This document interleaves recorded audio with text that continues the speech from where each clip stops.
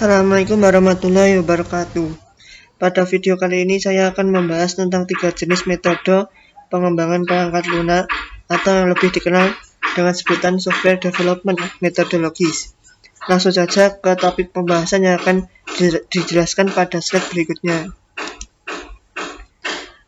Topik pembahasan yang akan dibahas adalah tentang metode waterfall, metode prototype, dan metode scrum. Sebenarnya ada banyak jenis-jenis metode yang digunakan dalam mengembangkan sebuah software. Untuk video kali ini akan dibahas tentang 3 jenis metode saja. Langsung saja ke metode yang pertama.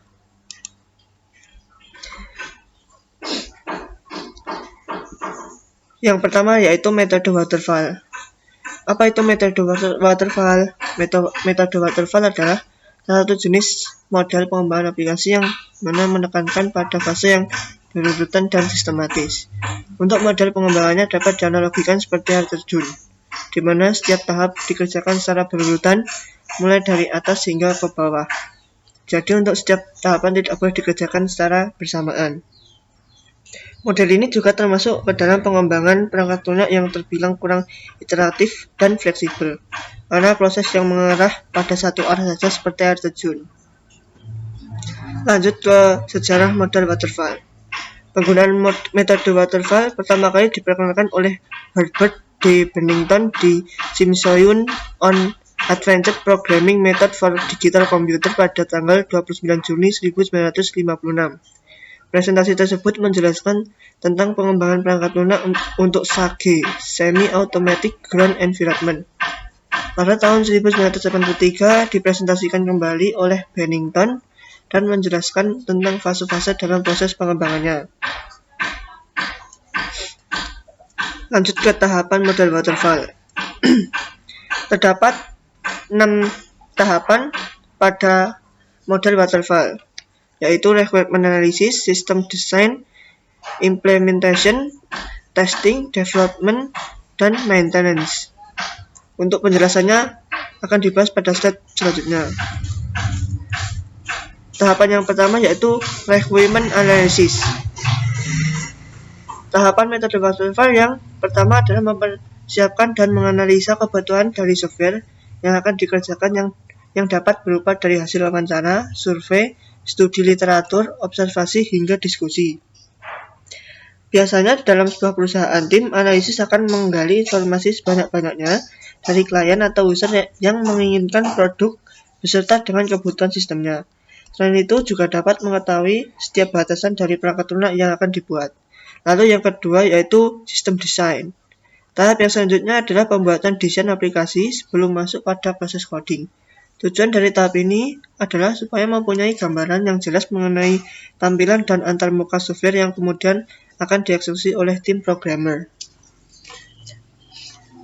Tim yang mengerjakan tahap ini biasanya lebih banyak menggunakan UI/UX designer atau orang yang memiliki kemampuan dalam bidang desain grafis atau web designer. Lanjut yang selanjutnya yaitu implementation. Tahap metode waterfall yang berikutnya adalah implementation kode program dengan menggunakan berbagai tool dan bahasa pemrograman sesuai dengan kebutuhan tim dan perusahaan. Jadi pada tahap implementasi ini lebih berfokus pada hal teknis. Yang selanjutnya yaitu testing. Pada tahap ini akan dilakukan penggabungan modul yang sudah dibuat pada tahap sebelumnya. Berikutnya masuk pada pengujian modul atau testing yang bertujuan untuk mengetahui apakah perangkat lunak sudah sesuai dengan desain dan fungsionalitas dari aplikasi. Lanjut ke selanjutnya yaitu deployment.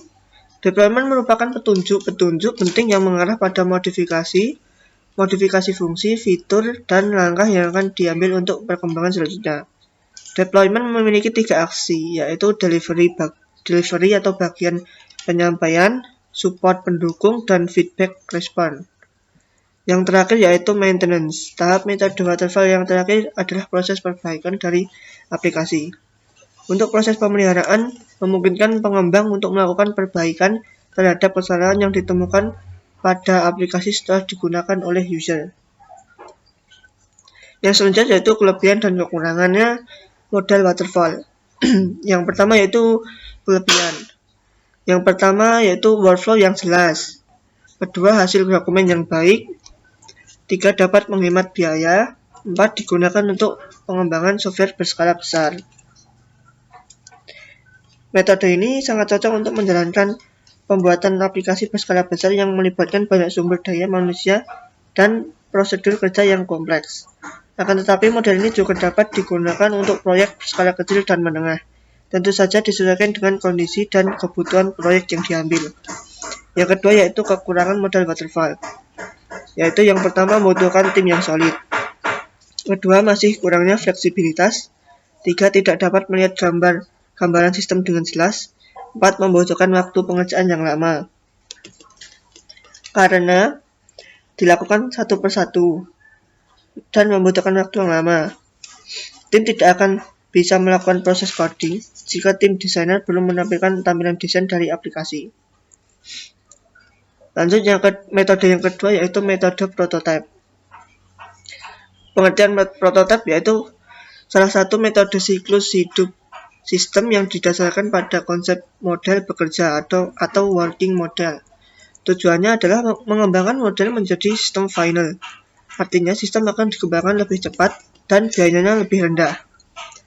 Ciri dari metode ini adalah pengembang dan pelanggan dapat melihat dan melakukan pengerjaan dengan bagian dari sistem komputer dari sejak awal proses pengembangannya.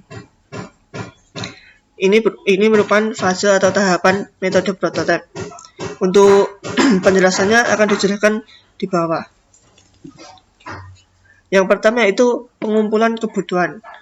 Di tahap ini, pengembang melakukan identifikasi software dan semua kebutuhan sistem yang akan dibuat. Yang kedua, membangun prototyping. Membangun prototyping dengan membuat perancangan sementara yang berfokus pada penyajian kepada pelanggan, misalnya dengan membuat input dan output. Yang ketiga yaitu evaluasi prototyping. Evaluasi ini dilakukan untuk mengetahui apakah prototyping sudah sesuai dengan harapan pelanggan yang memesan metode tersebut. Yang selanjutnya yaitu pengadaan sistem. Pada tahap ini, prototipe yang sudah disetujui akan diubah ke dalam bahasa pemrograman atau akan dibuat oleh pemrogram. Yang selanjutnya yaitu menguji sistem. Di tahap ini dilakukan untuk menguji sistem perangkat lunak yang sudah dibuat. Yang selanjutnya yaitu evaluasi sistem. Perangkat lunak yang sudah siap jadi akan dievaluasi oleh pelanggan untuk mengetahui apakah sistem sesuai dengan yang diharapkan dan siap untuk digunakan oleh user. Kelebihan dan kekurangan model prototipe yaitu yang pertama kelebihan. Yang pertama analisa kebutuhan lebih mudah diwujudkan, mempersingkat waktu pengembangan produk perangkat lunak, komunikasi yang baik antar pengembang dan pelanggan, dan pengembang akan lebih mudah dalam menentukan kebutuhan pelanggan. Kekurangan dari model prototipe yaitu proses yang dilakukan untuk analisis dan perancangan terlalu singkat, kurang fleksibilitas jika terjadi perubahan.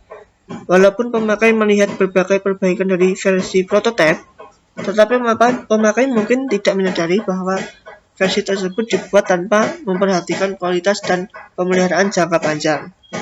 Dan metode yang terakhir yaitu metode Scrum.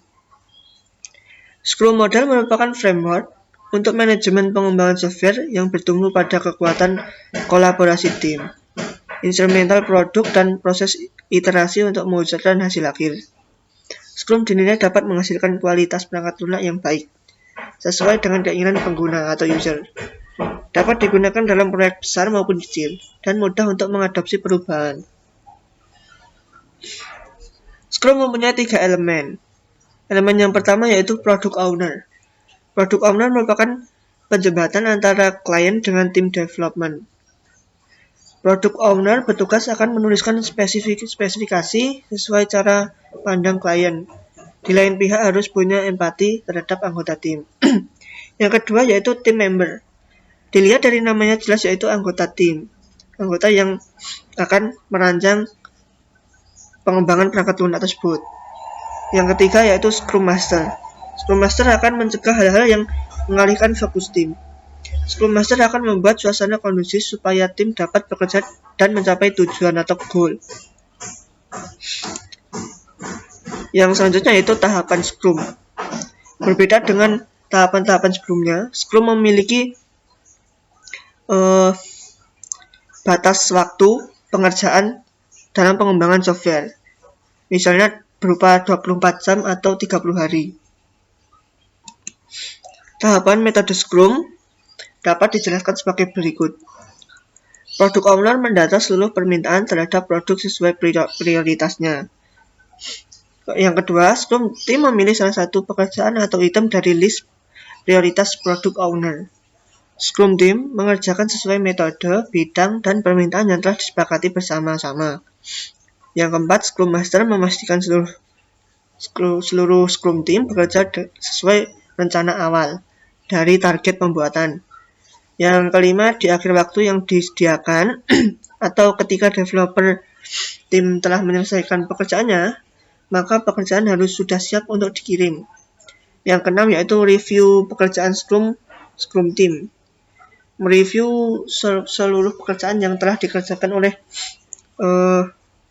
tim yang membuat tadi. Yang ketujuh, proyek dianggap selesai, baik karena kualitas produk telah sesuai permintaan, atau karena pekerjaan sudah berada pada batas waktu yang ditentukan. Ini yang membuat metode Scrum berbeda dari metode-metode yang lain. Dan metode Scrum pula memiliki kelebihan dan kekurangan. Yang kelebihan pertama yaitu keperluan berubah dengan cepat. Tim berukuran kecil hingga komunikasi lancar. Biaya berkurang dan memperdayakan satu sama lain. Tapi jadi sangat baik untuk pembuatan software. Yang ketiga yaitu pekerjaan yang terbagi-bagi sehingga menghemat waktu. Yang keempat, dokumentasi dan pengujian terus dilakukan setelah software dibangun, baik itu berupa maintenance dan lain-lain. Proses Scrum mampu menyatakan bahwa produk selesai saat diperlukan. Yang selanjutnya yaitu kekurangan model Scrum. Developer harus selalu siap dengan perubahan, karena tiap perubahan akan selalu diterima. Yang kedua, jika anggota tim tidak berkomitmen dengan baik, maka proyek tidak akan selesai atau bahkan gagal. Yang ketiga, jika sering terjadi pergantian anggota tim saat pengembangan proyek, hal ini dapat menyebabkan efek yang kurang baik bagi perkembangan proyek tersebut. Itu tadi yang dapat saya sampaikan mengenai ketiga jenis model pengembangan software yang dapat saya sampaikan, dan mohon maaf apabila ada kesalahan dalam hal pengucapan dan tutur kata yang kurang jelas. Saya pribadi mohon maaf yang sebesar-besarnya. Sekian dari saya. Wassalamualaikum warahmatullahi wabarakatuh.